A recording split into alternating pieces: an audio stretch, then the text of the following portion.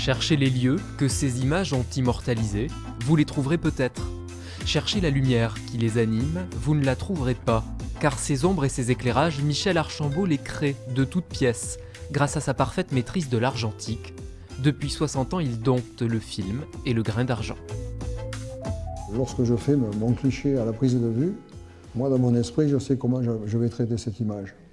Donc que ce soit son développement, que ce soit au tirage, mon esprit artiste, si je puis dire, ramène la lumière sur le sujet principal. Au cœur de son travail, le Périgord noir des années 60 à nos jours, un pays de pierre et de bois qui a toujours passionné cet ancien photographe industriel.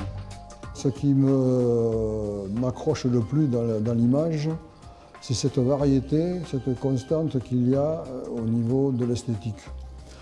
Que ce soit les châteaux, que ce soit les petites maisons, que ce soit les puits, que ce soit les bourris. Je ne sais pas, il y a quelque chose qui parle. Alors est-ce que c'est dans mes veines que ça coule, parce que je suis périgordin depuis plusieurs centaines d'années. Alors peut-être que j'ai un ressenti qui n'est pas celui d'un Parisien, par exemple. Architecture, mais aussi visage et scène de vie, Michel Archambault a toujours eu à cœur de figer ce qui fait l'identité du Périgord. Un patrimoine sous toutes ses formes qu'il regrette de ne pas voir suffisamment préservé. Dans mes photos, il y a énormément de choses qui ne peuvent pas être refaites, qui ont été détruites. Donc ça avait cette valeur en plus d'archives. Médaillé d'or au Festival international de Com, premier prix du Challenge mondial couleur Kodak. Michel Archambault côtoie à présent Doisneau pour quelques semaines à Carlu. Deux styles, mais deux regards posés avec amour sur le Périgord.